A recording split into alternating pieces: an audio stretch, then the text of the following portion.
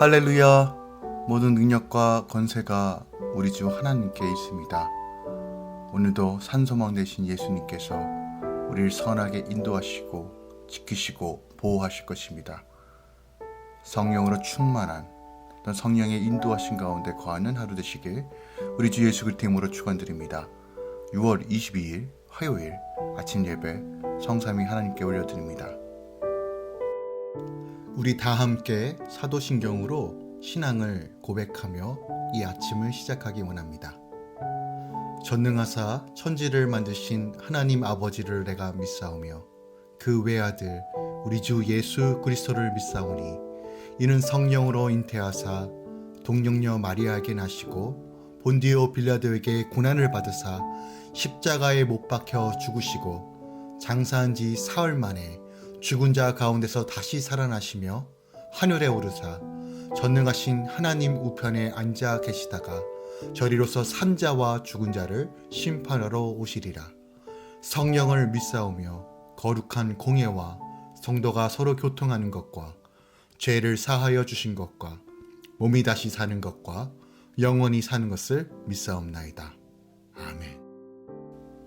오늘 하나님의 말씀은 골로새서 3장 12절부터 4장 1절까지입니다. 골로새서 3장 12절부터 4장 1절까지입니다. 그러므로 너희는 하나님이 택하사 거룩하고 사랑받는 자처럼 긍휼과 자비와 겸손과 온유와 오래 참음에 옷 입고 누가 누구에게 불만이 있거든 서로 용납하여 피차 용서하되 주께서 너희를 용서하신 것 같이 너희도 그리하고 이 모든 것 위에 사랑을 더하라. 이는 온전하게 매는 띠니라. 그리스도의 평강이 너희 마음을 주장하게 하라. 너희는 평강을 위하여 한 몸으로 부르심을 받았나니 너희는 또한 감사하는 자가 되라. 그리스도의 말씀이 너희 속에 풍성히 거하여 모든 지혜로 피차 가르치며 권면하고 시와 찬송과 신령한 노래를 부르며 감사하는 마음으로 하나님을 찬양하고 또 무엇을 하든지 말에나 일에나 다 주 예수의 이름으로 하고 그를 힘입어 하나님 아버지께 감사하라. 아내들아 남편에게 복종하라. 이는 주 안에서 마땅하니라. 남편들아 아내를 사랑하며 괴롭게 하지 말라. 자녀들아 모든 일에 부모에게 순종하라. 이는 주 안에서 기쁘시게 하는 것이니라. 아비들아 너희 자녀를 노엽게 하지 말지니 낙심할까 함이라. 종들아 모든 일에 육신의 상전들에게 순종하되 사람을 기쁘게 하는 자와 같이 눈가림만 하지 말고 오직 주를 두려워하여 성실한 마음으로 하라. 무슨 일을 하든지 마음을 다하여 주께 하듯 하고 사람에게 하듯 하지 말라. 이는 기업의 상을 주께 받은 줄 아나니 너희는 주 그리스도를 섬기느니라. 불의를 행하는 자는 불의의 보응을 받으리니 주는 사람을 외모로 취하심이 없느니라. 상전들아 의와 공평을 종들에게 베풀지니 너희에게도 하늘에 상전이 계심을 알지어다. 아멘. 하나님의 말씀입니다. 오늘 본문은요 그리스도인의 거룩한 삶에 대한 실천적 권면으로서 세 사람이 실천해야 할 덕목들을 계속해서 소개하고 있습니다. 절별로 조금 더 자세히 살펴보면요 3장 12절부터 15절까지는 너희도 그렇게 하라라고 말씀하시는데 하나님의 택하심은 남들 위해 군림하여 행세하라고 주신 특권이 아님을 다시 한번 말씀하고 계십니다. 하나님이 그 사랑으로 거룩함을 위해 베푸신 자격이라는 것도 다시 한번 말씀하고 계십니다. 그래서 우리는 옛사람의 옷을 벗어버리고 성도에게 어울리는 옷을 입어야 합니다. 바울이 소개하는 긍휼, 자비, 겸손, 온유, 오래 참음은 모두 예수님이 죄인들을 찾아와 보여주신 모습입니다. 내가 여전히 세상에 귀인들과만 어울리고자 좋은 것으로 꾸미려 한다면 아직 주님과 같은 옷을 입지 않은 것입니다. 그리스도의 옷을 입는다는 것은 내 곁에 힘들고 싫은 사람에게도 구원을 위해 용서하고 다가가는 것입니다. 하나님을 향한 사랑은 그에게 베푸신 일을 나뿐만이 아니라 가정과 공동체를 온전하게 하나 되게 한다는 사실을 기억하며 오늘도 그 사랑을 증거하고 베푸는 자가 되어야 할 것입니다. 3장 16절에서 17절까지는 말씀이 풍성히 거하여라 라고 명하고 있는데, 그리스도의 말씀이 공동체 안에 풍성히 거한다는 것은 그 안에서 지체들이 들은 말씀대로 믿고 사는 영적 움직임이 활발히 일어난다는 뜻입니다.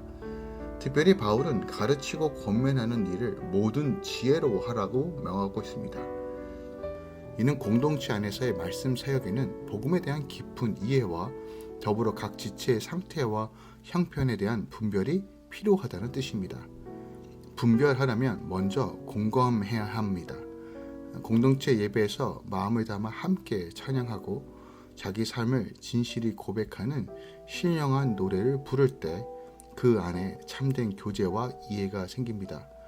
비록 미약하더라도 나부터 말씀을 듣고 적용하며 공동체에서 나눈다면 말씀이 풍성히 거하는 공동체가 이미 이루어지게 될 것입니다. 3장 18절부터 4장 1절까지는 주 안에서 세워져야 할 관계에 대해서 말씀하고 있습니다. 하나님 사랑은 이웃 사랑으로 나타나고 이웃 사랑은 관계 안에 이루어져야 합니다. 아내와 남편, 자녀와 부모, 종과 상전의 관계에서 내 자리를 어떻게 지키는지에 따라 주님을 향한 나의 사랑이 드러납니다. 그래서 내 배우자와 자녀와 부모, 직장 상사와 직원 등을 주의 말씀대로 대하는 것이 곧 주님을 사랑하는 일입니다. 사람만 보면 복종할 수도, 사랑할 수도, 순종할 수도, 노엽게 하지 않을 수도, 성실히 섬길 수도, 의롭게 대할 수도 없습니다.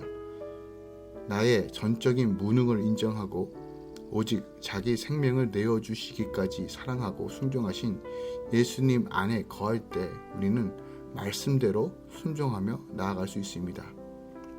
이 말씀을 붙들고 나아갈 때 주님께서 힘을 더하여 주시고 관계 안에서 주 안에서 행할 수 있도록 선하게 인도해 주실 것입니다. 오늘 이 아침에 우리가 조금 더 묵상하길 원하는 부분은 18절부터 19절까지입니다. 18절, 19절 이렇게 기록되어 있습니다. 아내들아 남편에게 복종하라. 이는 주 안에서 마땅하니라. 남편들아 아내를 사랑하며 괴롭게 하지 말라라고 기록되어 있습니다.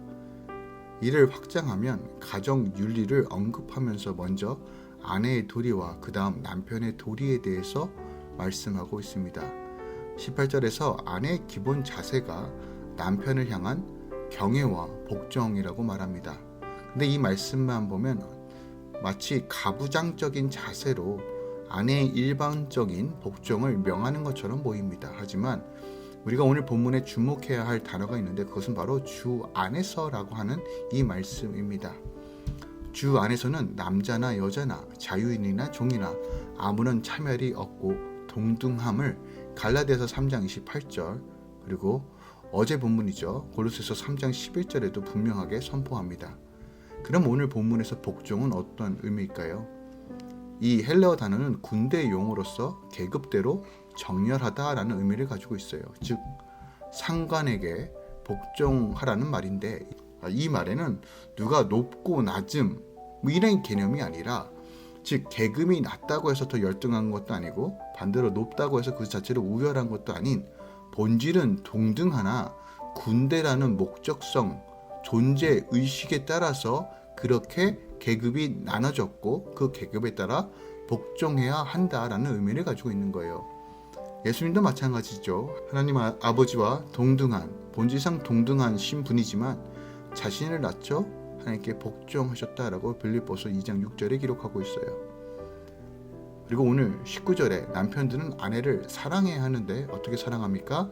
아가페, 즉 하나님과 그리스도께서 우리를 사랑하신 것처럼 사랑하라고 명하고 있습니다. 그래서 바울은 에베소서의 권면을 통해서 조금 더 자세하게 말하는데 에베소 5장 25절에 그리스도께서 교회를 사랑하시고 자신을 주신과 같이 사랑하라고 명하고 계십니다. 즉 이 말씀은요 단순하게 신앙 차원을 넘어 권면이나 교리의 차원에서 넘어 본질적으로 우리 가정 가운데 하나님 나라와 통치와 기쁨과 안식과 행복과 또한 평안을 누리는 비밀이 담겨져 있다는 것이에요. 아내가 남편을 경외하고 복종할 때, 또한 남편은 아내를 사랑하며 괴롭게 하지 않을 때 그곳에 하나님 나라가 임한다는 것입니다. 네, 이것은 결코 쉽지 않습니다. 우리 가정 안에서 서로 피차 사랑하고 복종하고 아껴주는 거 정말 쉽지 않습니다. 개인적인 감정과 상황에 따라서, 환경에 따라서 이 말씀을 적용하는 것이 결코 쉽지 않습니다. 그러나 기억합시다. 하나님은 주님의 몸된 가정들이 온전하게 세워지기만 하고 그 가정을 통해서 하나님 나라가 확정되기만 합니다. 또한 역설적으로 사탄은 어떻게 하든 수단과 방법으로 가정을 파괴하고 갈라놓으려고 합니다.